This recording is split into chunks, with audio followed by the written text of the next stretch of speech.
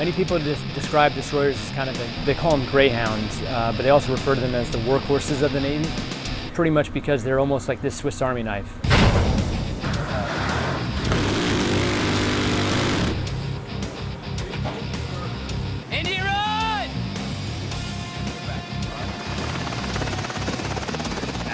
Obviously, in a name, we destroy stuff.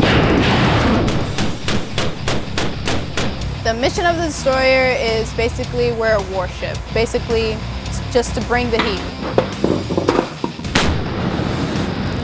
The mission of the destroyer, when you go on deployment, is to protect the carrier. We have underwater detection and tracking and also engagement capabilities. We have surface warfare capabilities. We have a lot of capabilities so far as surface and air interception. Yeah, buddy. So life on a destroyer, it's not a normal working environment. It can be really hectic. Things change at a drop of a hat. We could be called upon to go anywhere at any time, and there's very few of us on these ships. It's exciting, it can be boring, but always dynamic. It's definitely smaller than aircraft carriers and all that. But it being so small, you learn a little bit about everything. Like, you know everybody, you get to see what everybody else does. We're all cross-trained individuals, and I've certainly found that down to the most junior sailor we've got. They are kind of rough and ready to get into whatever needs to be done day to day. There's no one just doing their core role on a destroyer if that destroyer is actually succeeding at its mission set. With 270 or 340 people, no one can stand on the sidelines. You learn a lot of your rate on a destroyer. It depends on the day, but most days it's, you wake up, get out of your rack, get ready, go get dressed, shower, whatever you do, what you gotta do, and you go to work. No matter what you do, you always have a watch and stand. So for me, for example, I stand watch in the morning and at night. And all the time in between is work time or personal time. Everyone stands watch because the ship has to be manned 24/7, right? We're on the water, so we have to basically be eyes and ears at all times. We also have drills during the day. It could be damage control drills. We also have training, our normal mess decks and galley hours, recreational time. So different people there, they could be on a nocturnal schedule. They could be absolutely sleeping during the day and working or standing watch during the night. It just depends. So if we don't keep track of the days, or if we don't try to go out, it'll be Wednesday for a week straight. We won't even realize it. So the first time I went underway, it was Wednesday for 3 days, because if you think about it, our days are in 2 parts, so it'll be Monday part 1 and 2. That's how we keep track of it. So it's just trying to keep track of those types of things. Going into Thunderdome. My name is Fire Controlman Aegis First Class Surface Warfare Amanda Michelle Kellis. I'm from Vass, North Carolina. I'm a spy technician on board, so my radar is the primary air and surface search radar, high power 360-degree multifunctional phased array. We're able to pick up targets from a really far distance away and be able to track them even further and help our ship be able to have early warning for any inbound air or surface combatants. We're going to make sure we know, who are you? What are your intentions? This is a U.S. Navy warship. We are not to be messed with. I mean, sometimes it's slow, but sometimes it's absolutely the opposite. And then, almost immediately, it could just mellow out again. It's just... Exercise. Set. Yellow. Safe. Weapons posture 1. Air. Oh, I can't wait to shoot a missile. Oh, yeah. 172.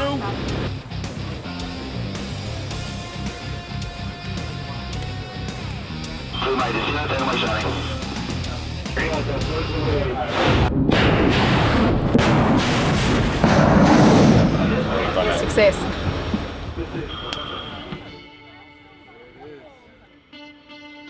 Okay, my name is Ashley Lisette Sepulveda. My job title is electronic technician. I am from Miami, Florida, but my entire family is from Puerto Rico. I actually did not want to go to a ship. I didn't know any surface ships at all. I only seen carriers, and that's because of movies. My job on a destroyer, I'm an electronics technician.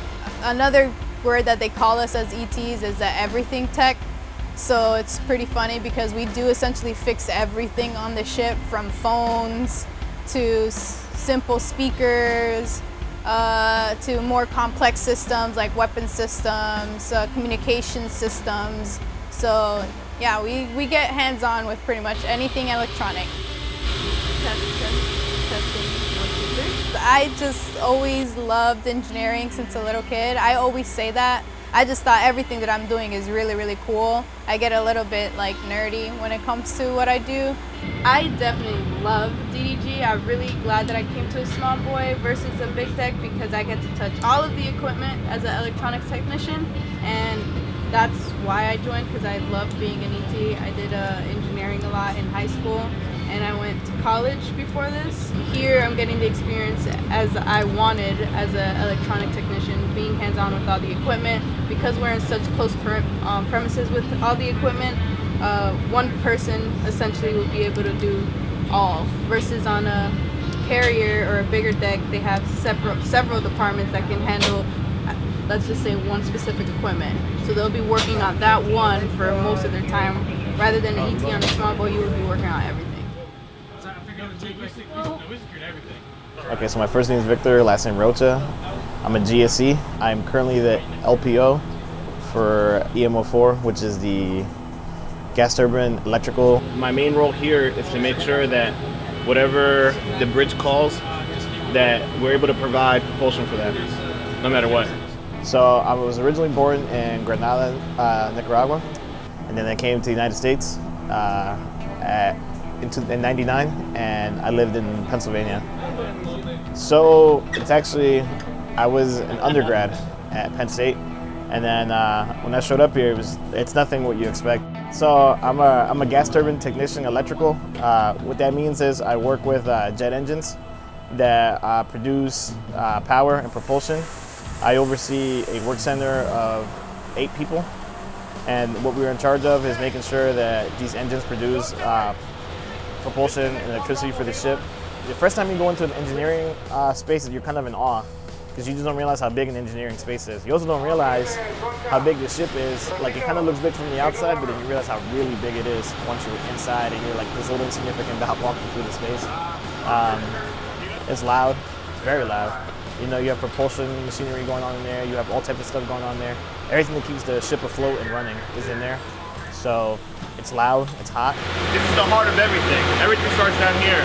So when we're getting ready to get underway, down here is like a busy time. Everybody's trying to start systems, trying to start fuel, move oil, so on and so forth. So these engines put out for like 40,000 horsepower and can push a 505-foot ship through their water at like 30 plus knots. So it's pretty incredible. It's incredible. We only have 4, and these 4 engines do a great job of doing it. The 3 generators that we own, that literally powers everything on the ship. It powers everything from our water pumps that give us drinking water to the radar. You know, everything is powered by us. We're pretty much the ones that supply power to everybody, and then we turn that over to the electricians' mates who actually route the power where it needs to go. So we meet halfway with them. It's how we make our drinking water. You have somebody come around every hour and check on it and make sure we have enough water for the crew. And provide hot water to the whole ship for showering and cooking and all that. Back there, literally you can see the shaft going all the way back to the back end of the ship. And you can tell, like, if you know, even if you're not topside, you can kind of tell how fast we're going based on how fast the shaft is rotating. This is like one of the great things about doing what I do. It's never a dull day. You always got something new going on.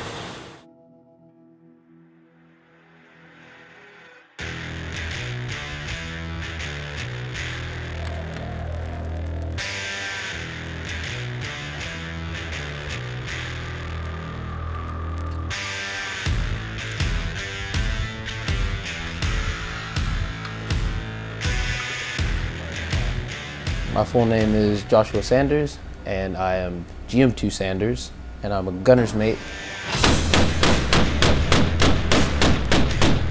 I'm from Raleigh, North Carolina. Before I joined the Navy, I didn't know there was different types of ships, you know, just based off of what you see on TV. big ships, small ships. We're on a smaller ship, but no, I didn't know anything at all.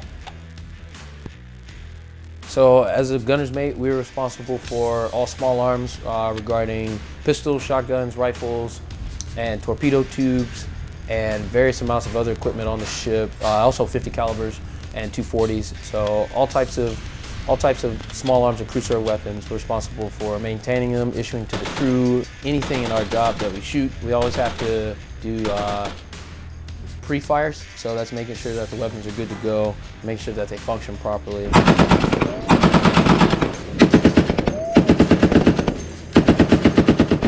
So it's like, okay, cool, we had a fun day of shooting, now we got to clean up. Doing a hazmat? No, I don't know.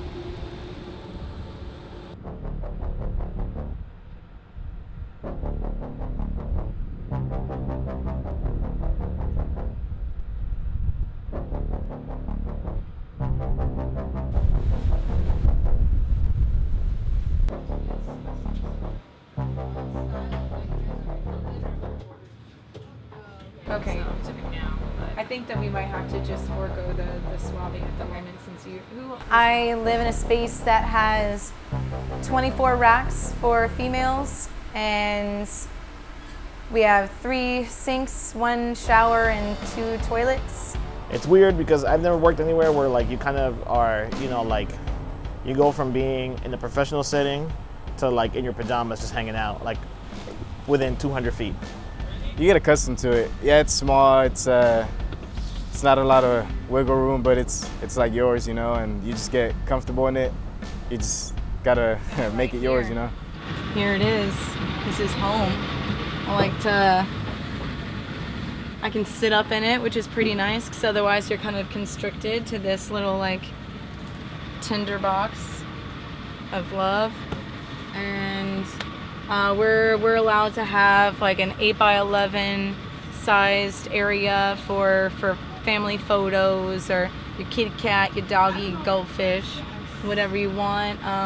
We each have our EVDs, or emergency escape breathing devices, just in case, you know, bad business happens, lights go down, there's a fire and smoke, we can clock that guy on, and we've got good breathing air for about 15 minutes to be able to egress out of this space and topside. These are our hurricane straps that keep us inside the beds. I'm sure the more tinier folks, there's a little bit more margin for error. It's all right, you know, you just got to remember where you are, because if not, you know, you'll wake up and hit your head. It's not too bad. It's really not. Just hop in there, you know, like literally. Bam. Right on in, you know. And it's comfortable. Oh yeah, honestly, somebody told me this when I first entered the Navy. It's literally the best sleep you'll ever get because the ship's rocking. So even if it's like 3 or 4 hours, it's probably some of the best sleep you'll ever have. The XO is very keen on if the light touches it, then there could be dust. So he creeps around really, really thoroughly. So in anticipation of him coming here, I'm just gonna, while we're talking, just kind of straighten up people's business. You're adrift, crash on the deck, sleeping bag and the angle irons. So we just did Berthing 3's berthing inspection. It's something that we do daily. The premise behind it is that this is our largest berthing on board. Roughly 100 people live in here, and so if we can't keep it clean, the sheer nature of that many people living in this space, it just adds to the ability of the body to fight off the infections, the germs, etc., the crud, the cough. So keeping it clean every day is a requirement, and it's about keeping the crew healthy. That's my guy. That's my guy right there. Let's go, baby. Let's get this gym, baby. The people want.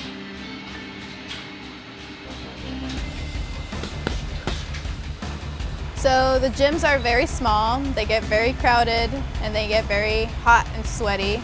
That's the best thing about ship life. You get creative with tiny spaces. You figure out how to make it work.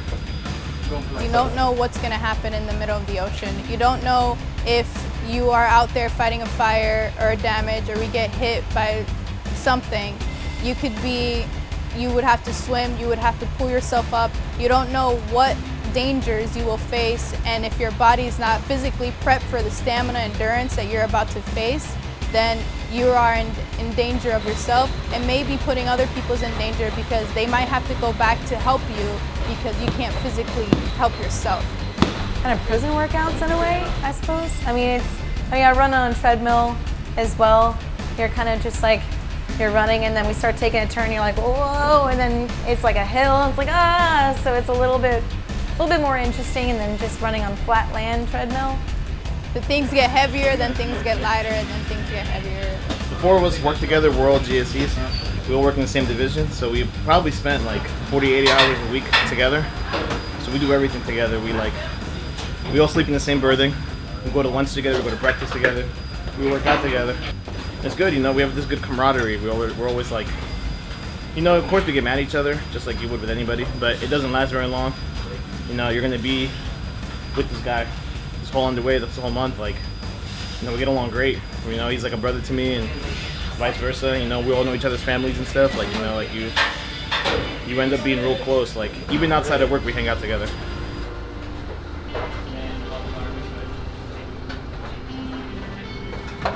Ooh, we got chicken wings, we got mozzie sticks.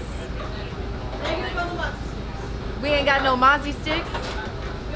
We got jalapeno popper and pizza. Some zap.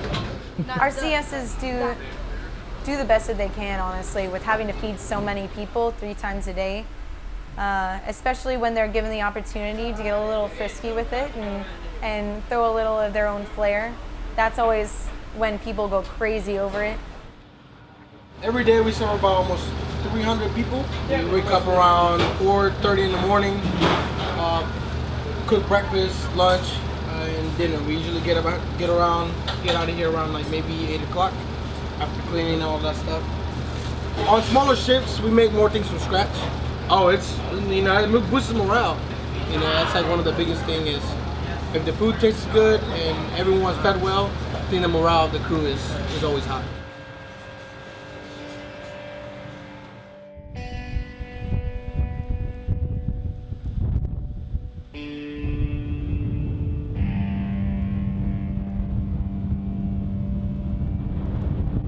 He's thirsty. He's been working all day.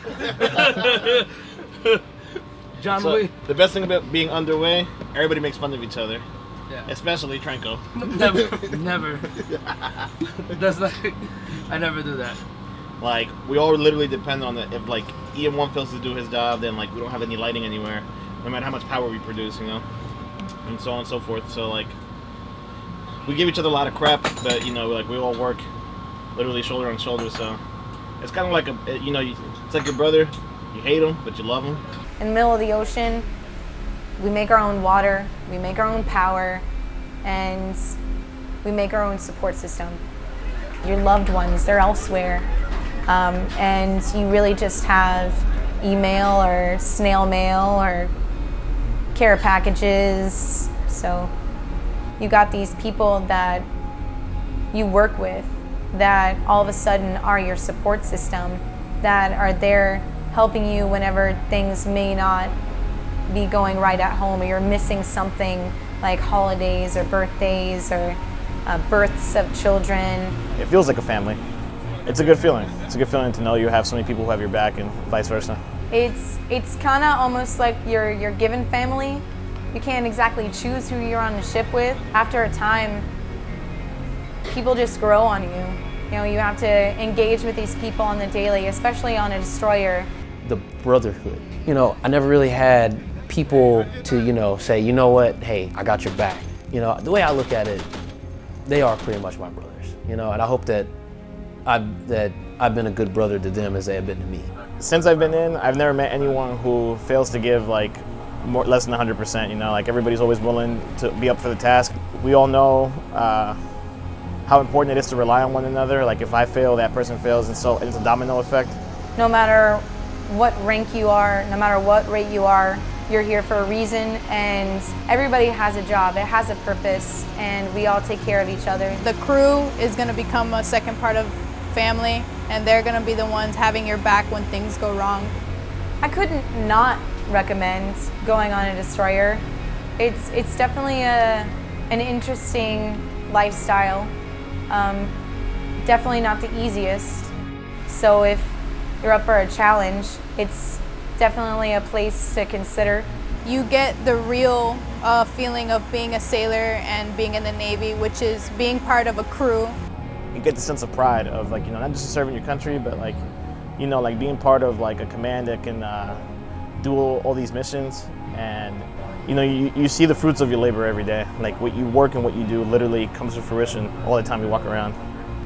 It's sometimes just card games and joking around and goofing, but you can't really, when you're standing on like this steel ground, you can't really forget what you're here for.